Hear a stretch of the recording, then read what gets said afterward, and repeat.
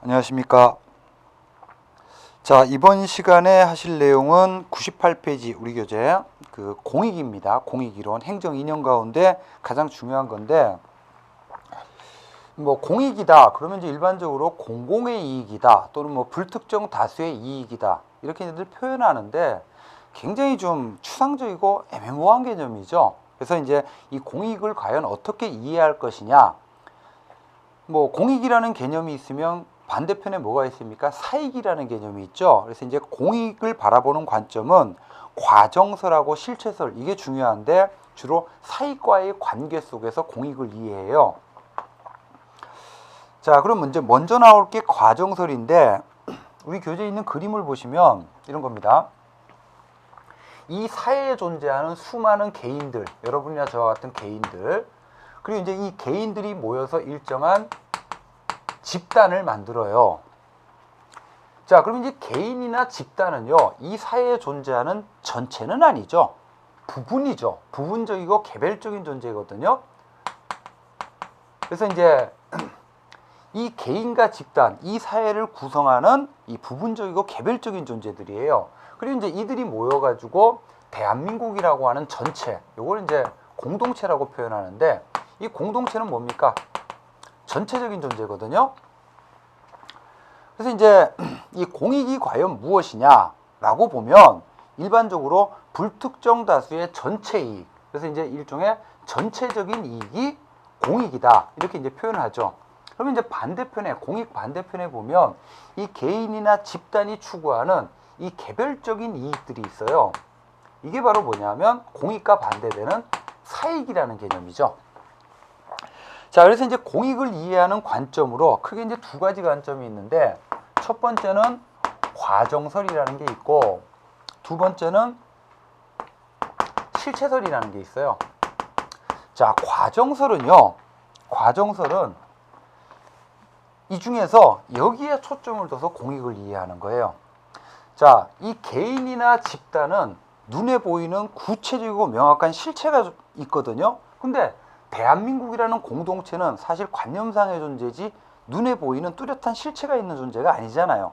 그래서 자, 이 사회에 존재하는 개인이나 집단, 그리고 또 그들이 추구하는 개별적인 이익, 이 사익에 초점을 둬서 공익을 이해해요. 이런 견해를 자, 근대 사회 구성의 기본 원리, 바로 자유주의죠. 자유주의. 그리고 자유주의는 개인을 단위로 해요. 개인주의고. 그리고 이제 사익을 같이 하는 개인들이 모여서 일정한 집단을 추구하거든요. 그래서 이제 집단별로 사익 추구가 이루어지기도 하는데, 이걸 주장하는 게 다원주의예요. 사실상 같은 말이에요. 자, 이렇게 해서 공익을 이해하는 견해, 이걸 이제 과정설이라 그러는데, 그래서 이제 과정설은 자, 먼저 사익은 눈에 보이는 분명한 실체가 존재하는데 공익은 실체가 없다라고 봐요. 사실 대한민국이라는 공동체 자체가 눈에 보이는 실체가 없고, 그러면 그 공동체가 추구하는 공익이라는 것도 실체가 없다라는 거죠. 그래서 공익의 독자적인 실체를 부정합니다. 자, 공익의 독자적인 실체는 부정하고, 대신 자, 그럼 우리가 말하는 공익이란 뭐냐? 공익이란 뭐냐? 분명한 실체가 존재하는 이 사익들을요, 하나하나 모아가지고 단순하게 합하면 이게 바로 공익이라는 거예요. 그래서 공익은 분명한 실체가 존재하는 사익들의 단순 합이거나, 아니면 사익들은 서로 싸우죠. 서로 싸우는데 이때 공익은 뭐냐? 예를 들어 지하철 파업이 생겼어요. 그러면 지하철 공사의 사익하고 지하철 노동자의 사익이 지금 충돌하는 경우죠. 이런 경우에 과연 공익은 뭐냐? 대립 갈등하는 사익이 타협하고 조정한 결과물 있죠. 이게 바로 공익이라는 거예요. 그래서 이제 과정설을 달리 표현하면 소극설이라고도 하는데, 공익의 독자적인 실체를 인정하기보다는 공익을 어떻게 이해합니까? 분명한 실체가 존재하는 사익의 단순 합 또는 사익 간의 타협 조정의 결과, 이런 식으로 공익을 이해하죠. 이게 과정설이에요. 자, 그래서 정리하시면 98페이지에 과정설은 개인주의, 자유주의, 다원주의에 입각했다 체크하시고 공익을 방법론적 개체주의로 이해합니다. 자, 오른쪽 페이지 보세요. 사익을 초월한 별도의 공익은 없다라고 보죠. 사익을 초월한 별도의 공익은 없고, 그러면 공익이란 동그라미 뭐예요? 사익의 총합 또는 동그라미 2번 사익 간의 타협 조정, 이름하여 집단 상호작용의 결과물이 바로 이제 공익이다. 이런 식으로 이해해요. 그럼 이제 과정설에서는 공익은요, 존재한다기보다는 사익이 추구되는 과정에서 만들어지는 거죠. 그래서 이름이 과정설이에요. 그래서 공익은 과정적, 제도적, 절차적 국면을 통해서 만들어지는 것이다. 이런 식으로 이해하는 거죠. 자, 그리고 양가로 3번. 이러한 공익관에서 정부나 관료의 역할은 어떠냐면 소극적이에요. 이걸 이제 중립적 심판자라 그러거든요. 마치 축구 경기장의 심판 같은 존재. 축구 경기장 보면 A팀하고 B팀이 서로 이기기 위해서, 즉 사익을 추구하는 과정에서 치열하게 싸우죠. 그 과정에 정부는 어떤 역할을 하냐면 축구 경기장의 심판과 같은 존재, 공정한 게임의 룰 적용하고 승리한 사람 손들어주는 이런 역할을 하는 존재라는 거죠. 그리고 이제 이러한 경우에서는 자, 사익들이 타협 조정해가지고 공익이 결정이 되고 정책이 결정이 되거든요. 그러면 이제 공익, 그 정책이란 급격한 변화가 발생하기 어려워요. 그래서 이제 대개 점중주의적인 정책 결정이 이루어지고, 자, 이번에 보실 내용은 실체설입니다. 자, 이번에 보실 내용은 실체설이에요. 자, 실체설은요, 반대로 여기에 초점을 둬서 공익을 이해해요. 이 공동체라는 게, 자, 대한민국이라는 공동체가 비록 눈에는 안 보이지만 개인들의 단순 합으로는 설명할 수 없는 독자적인 실체가 있다라는 거예요. 따라서 공익 역시 사익의 단순 합으로 설명할 수 없는, 그게 뭔지는 몰라. 예를 들어 뭐 국익일 수도 있고 자연법일 수도 있고 정의일 수도 있고 대한민국이라는 공동체의 유지 발전일 수도 있고, 사익의 단순 합으로는 설명할 수 없는 공익 나름대로의 독자적인 실체가 있다는 거예요. 그래서 이름이 실체설이에요. 그래서 실체설은 자, 공익의 독자적인 실체를 뭐합니까? 인정해요. 부정하는 것이 아니라. 자, 그러면 공익과 사익 간의 관계는 어떠냐? 실체설에서 자, 이러한 견해를 뭐라고 하면 공동체주의라고 합니다.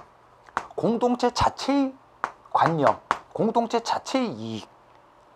이게 이제 개인주의, 자유주의하고 좀 대비되는 개념인데, 그래서 공익의 독자적 실체를 인정하고, 그러면 사익 간의 관계를 한번 보면요.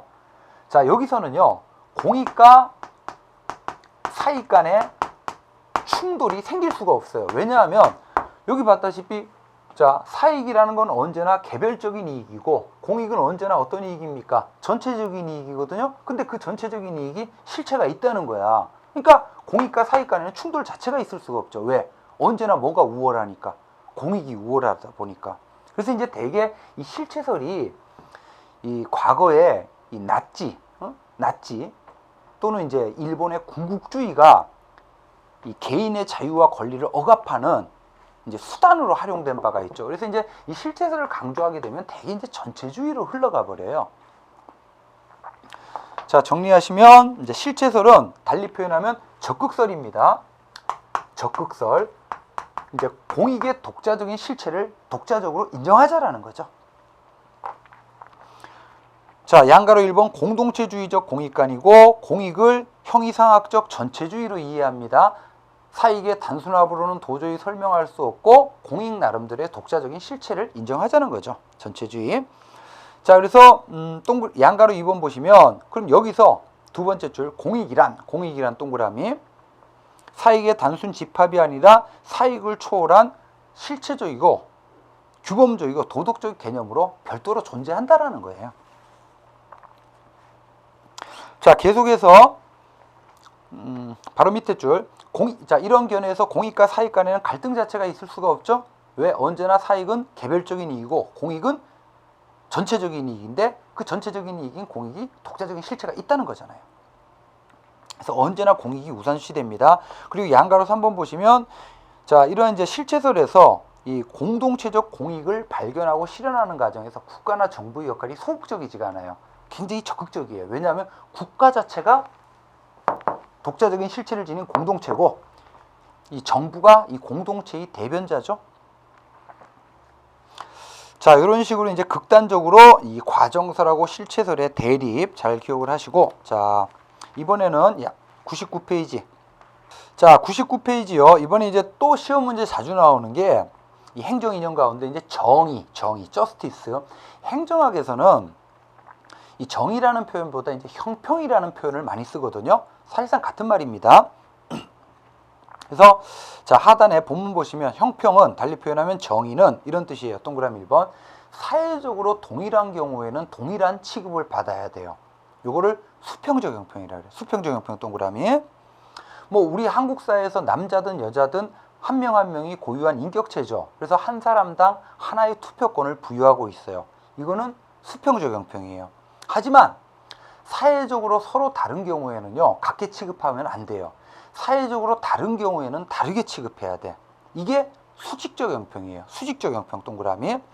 여러분 이제 사회적으로 다른 경우에는 다르게 취급한다는 게 무슨 말이냐면 주로 사회적으로 불리한 위치에 있는 사람들이 있죠. 뭐 백인에 대해서 흑인, 부자에 대해서 가난한 사람, 뭐 젊은이에 대해서 노인, 뭐 비장애인에 비해서 장애인, 이런 사람들이 사회적 약자죠. 그들은 어떻게 해줘야 돼요? 사회적으로 보다 더 우대를 해줘야 된다는, 사회적으로 다르니까 다르게 취급한다는 이 수직적 형평, 이게 특히 중요해요. 그래서 이 행정학에서 이 정의다, 형평이다 그러면 주로 동그라미 2번 수직적 형평에 초점을 둬요.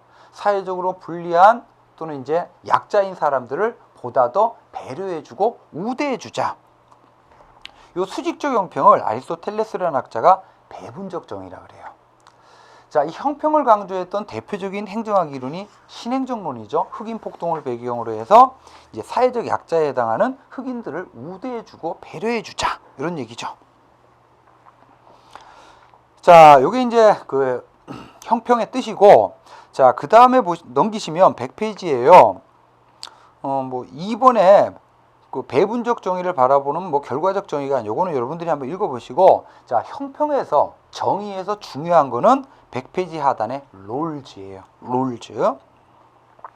롤즈가 시험 문제 많이 나옵니다.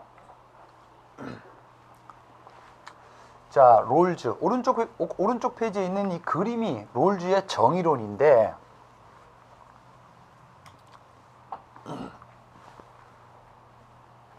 자, 롤즈요. 존 롤즈. 이 롤즈라는 학자가 쓴 유명한 책의 이름이요, 소셜 저스티스라는 책이에요. 사회 정의. 자, 이 책에서 롤즈는 사회 정의가 구현되기 위한 이제 두 가지 정의의 원칙을 제시하거든요. 이게 이제 그 유명한 정의의 제1원리하고 제2원리예요. 자, 먼저 제1원리의 뜻은 뭐냐면 기본적 자유의 평등 원칙이야. 자, 이 사회 구성원들에게는 자, 기본적 자유 있죠. 뭐 직업 선택의 자유, 양심의 자유, 종교 활동의 자유, 정치 활동의 자유, 사회를 살아나가는 데 있어서 기본적 자유는 일단 평등하게 부여해야 된다는 게 첫 번째 원칙이에요. 그러면 자, 사회 구성원들이 모두 기본적 자유를 평등하게 부여받고 이 사회에 존재하는 한정된 자원을 서로 차지하기 위해서 치열하게 뭘 합니까? 경쟁을 하겠죠. 경쟁을 하다 보면요, 사회 구성원들 간에는 어떤 차이가 있어요. 이 차이에는 뭐 선천적인 차이, 후천적인 차이가 있는데, 선천적인 차이는 뭐 이런 거죠. 자, 누구는 자, 태어나서 아버지를 쳐다봤더니 아버지가 이건희예요. 또는 뭐 누구는 태어나서 머리를 두들겨 봤더니 IQ가 200이야. 이런 게 이제 선천적인 차이죠. 후천적인 차이는 누구는 하루에 10시간을 일해요. 누구는 하루에 뭐 10분을 일해. 그래서 이런 선천적이고 후천적인 차이 때문에요, 자, 누구는 부자가 되고 누구는 가난한 사람이 되고 누구는 시험에 합격하고 불합격해요. 이름하여 사회적 불평등이 생겨나요. 자, 이렇게 이제 기본적 자유의 평등 원칙 하에서 차이에 의해서 발생하는 이 사회적 불평등을 그대로 방치하면 정의가 구현되질 못해요.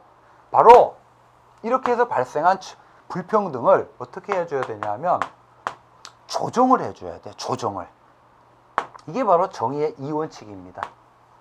조정의 원리라 그러는데, 자, 조정은 두 가지 방식으로 해줘요. 첫 번째가 뭐냐 하면 공정한 기회균등. 이거에 의해서 발생한 불평등이라 해야 돼요. 예를 들어 이 공정한 기회균등은 이런 뜻인데,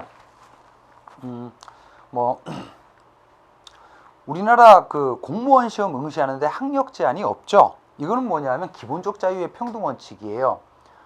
근데 이거는 공정한 기회균등이라고 보긴 어려워요. 왜냐? 대졸자든 국졸자든 공무원 시험에 응시는 할 수 있어요. 하지만 둘 중에 하나 뽑는다 그러면 누가 우월합니까? 유리해요? 대졸자가 유리하죠. 자, 그러면 이 공정한 기회균등이란 뭐냐? 공무원 시험장에 가기 전까지 예를 들어 집에 돈이 없어서 또는 저 시골 깡촌에 살아가지고 고등교육을 받을 수 있는 기회가 원천적으로 차단되면 안 된다는 얘기예요. 돈이 있든 없든 도시에 살든 농촌에 살든 누구에게나 고등교육을 받을 수 있는 기회를 부여하고 그 다음에 시험 봐가지고 합격자, 불합격자 이렇게 가리면 공정한 기회균등에 근거한다고 볼 수가 있죠. 자, 그 다음에 이제 이것만 가지고는 안 되고 차별의 원칙이라고 해서, 자, 이 차별의 원칙을 영어로 표현하면요 뭐냐면 맥시민 원칙이라 그래요. 영어로 맥시마이즈 한다, 동사, 미니멈, 목적어. 그래서 최소를 극대화한다는 거야. 풀어서 표현하면 이 사회에서 가장 못 사는 사람에게 가장 크게 이익이 돼야 된다는 거예요. 자, 이렇게 공정한 기회균등과 차별의 원칙에 의해서 조정이 되는 불평등이라야 바로 뭐가 돼요? 정의가 된다는 겁니다. 내용 꼭 기억하시고, 자, 그러면 이 롤즈는 이 원칙에 입각해서 사회가 만들어지면요 어느 시대나 어느 장소에나 이제 정의가 구현된다. 그리고 이 원칙들 간에 충돌이 생길 때는 어떻게 해결하냐 하면 이 둘 간에 충돌이 생기면 이 원칙을 우선하고 이 둘 간에 충돌이 생기면 공정한 기회균등을 우선해요. 그럼 최종적으로 뭐가 중요하죠? 이 원칙이 제일 중요하죠. 자, 이렇게 해서 이제 요 정의, 형평과 관련해서는요, 형평, 수직적 형평, 수평적 형평, 특히 수직적 형평에 초점을 둔다. 그 다음에 이제 이 롤즈의 정의론, 이게 이제 시험 문제 이제 집중적으로 나옵니다. 자, 이번에 보실 내용은 101페이지. 이제 그 지역적인 행정 이념들이에요. 뭐 민주성, 능률성, 효과성, 가회성 뭐 이런 것들인데 이런 것들은 전부 다 개념, 의미 중심으로 보시면 됩니다. 먼저 민주성, 민주주의 이걸 말하죠. 자, 그럼 민주성은요 영어로 이해하시는 게 편해요. 민주주의는 영어로 데모라는 말하고 클라시라는 말의 결합이에요. 데모크라시. 그래서 데모는 이게 뭘 뜻하냐면 인민을 말하고 클라시는 지배를 말해요. 지배. 자, 그래서 이제 민주주의는 풀어서 표현하면 자, 왕 한 사람이 또는 소수의 귀족이 아니라 국민 전체가 지배하는 정치 체제. 그리고 이 지배가 이루어지기 위해서는 뭐가 필요하냐면 권력이 필요하거든요. 그러면 자, 민주주의를 표현하면 민주주의는 국민 전체가 지배하는 시스템이죠. 그러면 권력은 왕 또는 소수에게 집중돼 있으면 안 되고 국민 전체에게 분산돼 있어야 되죠. 이게 바로 민주주의의 본질입니다. 그래서 이제 101페이지 상단에 보시면 민주주의는 크게 두 가지 측면에서 보거든요. 자, 1번 행정가, 정부와 국민과의 관계라는 대외적 동그라미, 대외적 차원에서 이게 바로 민주주의의 본질이죠. 그래서 이제 정부가 이렇게 있으면 정부 바깥에 국민이 있죠. 그래서 이제 국민에 의한 지배, 권력도 국민 전체에게 있는 거죠. 그 다음에 동그라미 2번 민주주의의 대내적 측면은요. 대내적 동그라미. 자, 조직 내부적인 민주성이에요. 일반적으로 조직은 어때요? 계층제죠. 계층제 상층부에 권력이 집중돼 있고 계층제 상층부로부터 뭐가 내려와요? 명령과 규칙이 내려오거든요. 이 계층제는 비민주적인 시스템이에요. 그러면 민주주의라는 게 권력이 집중돼 있으면 안 되죠. 그죠? 그래서 이제 이 조직 내부적인 민주성은 계층제 상층부에 집중되어 있던 권력을 분산시키고 분권, 그리고 부하들을 일방적으로 명령 지시하는 것이 아니라 참여시키고 인간적 관리를 하는 게 조직 내부적인 민주성입니다. 그래서 부하들의 의사결정에 참여, 분권, 인간주의적 관리, 이걸 이제 조직 내부적인 민주성 이렇게 봅니다. 나머지는 뭐 여러분들이 보시면 되고 의미 중심으로 보세요. 자, 102페이지 갑시다. 자, 102페이지 이번에 보실 행정이념은 능률성, 효과성인데요. 뭐 능률은 이미 했었죠. efficiency, 투입분의 산출이죠. 투입분의 산출. 여기 이제 좁은 의미의 능률이고, 이 능률을 조금 넓게 이해하면 효율 또는 생산성이라고도 해요. 그래서 이제 이거는 비용분의 효과다. 투입보다 넓은 개념이 비용이고 산출보다 넓은 개념이 효과입니다. 뭐 기계적 능률, 사회적 능률의 구분은 이제 앞서서 했었고요. 자, 그다음 103페이지 가시면 효과성이라는 게 있어요. 효과성. effectiveness인데, 자, 효과성의 뜻은 목표의 달성 정도예요. 예를 들어 올해 경제정책의 목표로 수출 100억 불을 목표로 세웠어요. 연말에 평가했더니 99억 불밖에 달성 못했어. 그럼 목표 달성 못한 거죠. 이게 바로 효과성입니다. 그래서 이제 발전 행정에서 강조됐던 행정 이념이죠. 이 효과성은요, 사전에 설정된 목표를 달성했느냐의 문제로만 행정을 평가하다 보니까 어떤 문제가 있냐면 이 목표를 달성하는 과정에 수단과 방법을 안 가려요. 그래서 이제 이 좀 전에 이제 능률이 비용분의 효과였죠. 그래서 이제 효과성은요, 효과로만 판단하다 보니까 비용을 고려하지 못한다는 이런 문제점이 있어요. 이런 점에서는 능률성하고 다소 충돌되거든요. 하지만 자, 비용이 일정하다라고 가정을 해버리면 효과적인 게 바로 뭐가 돼버려요? 능률적인 게 돼버리죠. 그래서 이제 효과성하고 능률성은 기본적으로 같은 편에 있어요. 그리고 이제 이 효과성, 능률성은 주로 사이즈의 문제예요. 비용이 적을수록 효과가 클수록 총량의 문제인데, 그러다 보니까 이제 이건 뭐하고 충돌이 되냐 하면 아까 우리 좀 전에 봤던 분배, 형평의 문제하고 항상 충돌이 됩니다. 자, 이렇게 보시고, 자, 이번에 볼 행정이념은 합리성이라는 거예요. 합리성. 우리 그 지난 시간에 모더니즘, 근대 사회의 가장 중요한 이념 중에 하나가 합리성이거든요. 합리성. 자, 103페이지요. 합리성을 보시면, 자, 합리죠.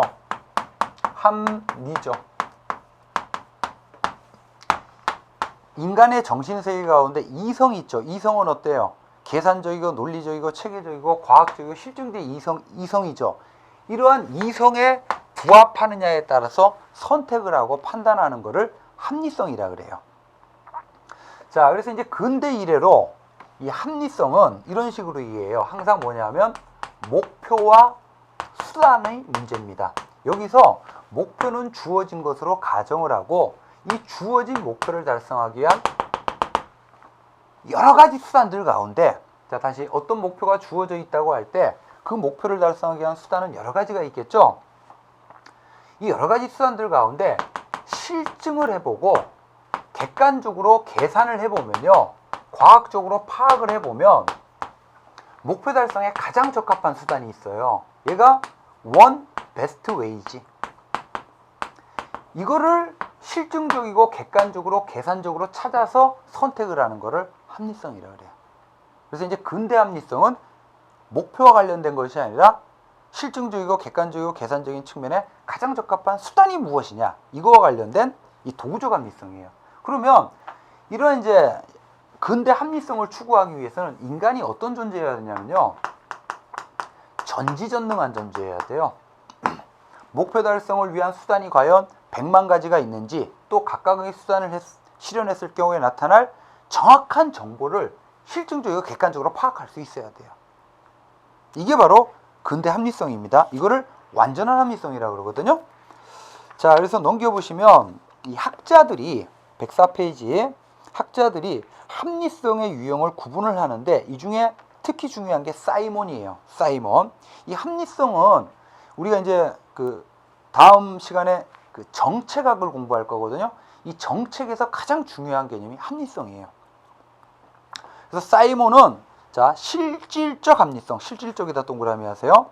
그 다음에 절차적이다 동그라미 하세요. 실질적 합리성하고 절차적 합리성으로 나눠서 설명하는데, 실질적 합리성이 방금 말씀드린 합리성이에요. 주어진 목표에 비추어 가장 적합한 수단이 선택되느냐의 문제죠.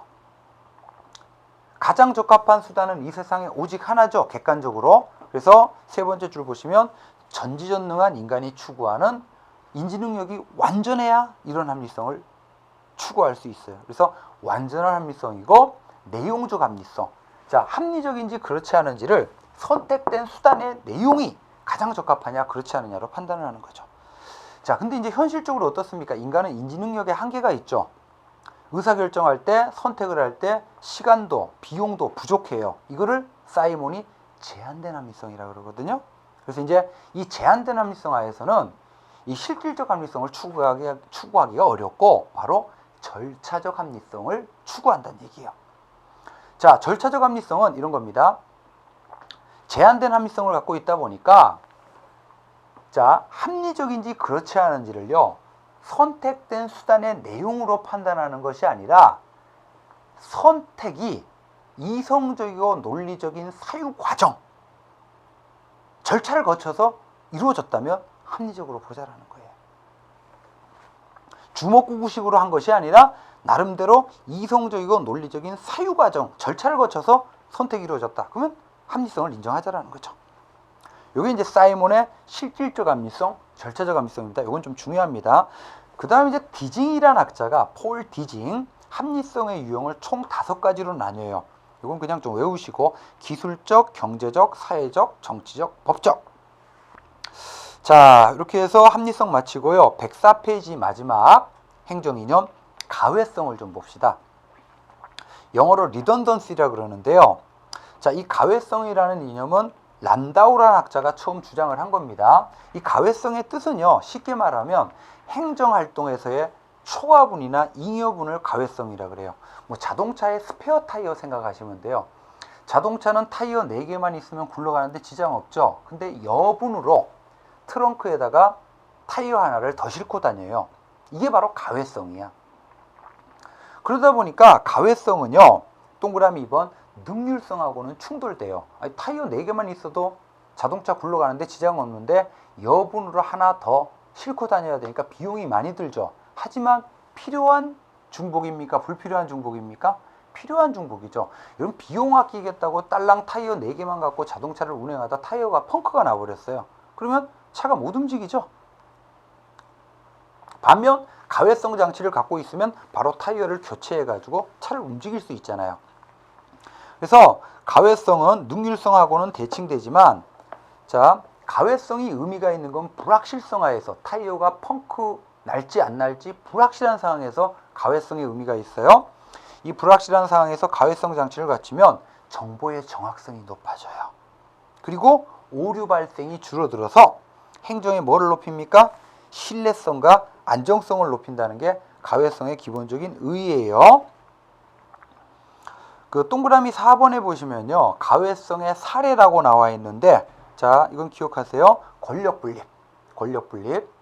뭐 국가 권력은 원래 하나였는데 이거를 입법권, 행정권, 사법권 쪼갠 거잖아요. 그 다음에 양원제, 국회를 2개 만드는 거죠. 상원하고 하원으로. 법원의 3심제, 동일한 사건에 대해서 3번 재판받는 거예요. 그 다음에 연방제도, 국가를 2개로 만드는 거예요. 연방국가가 있고 주국가가 있고. 자, 이게 가외성이에요. 그리고 이제 오른쪽 페이지 박스 안에 보시면 이 가외성은 내용적으로 이제 3가지로 나뉘는데, 중첩성, 중복성, 등전이현상. 이걸 이제 다른 말로 동등잠재력이라고도 합니다. 자, 이렇게 해서 이제 지엽적인 행정 이념들까지 다 살펴봤고요. 그래서 그 이번 수업은 여기서 마치고, 자, 이렇게 해가지고 행정학 총론에 대한 내용이 끝난 겁니다. 총론. 이 총론 파트가 이제 행정학 전체적으로 봤을 때 가장 중요한 내용이에요. 자, 그래서 이제 다음 시간부터 이제 구체적인 강론으로 이제 학습을 할 건데 이 첫 번째 이제 등장하게 되는 강론이 정책학입니다. 그다음에 이제 정책이 끝나면 조직이론, 인사행정론, 재무행정론 이런 식으로 강론이 구성이 돼요. 자, 이번 수업은 여기서 마치도록 하겠습니다. 수고하셨습니다.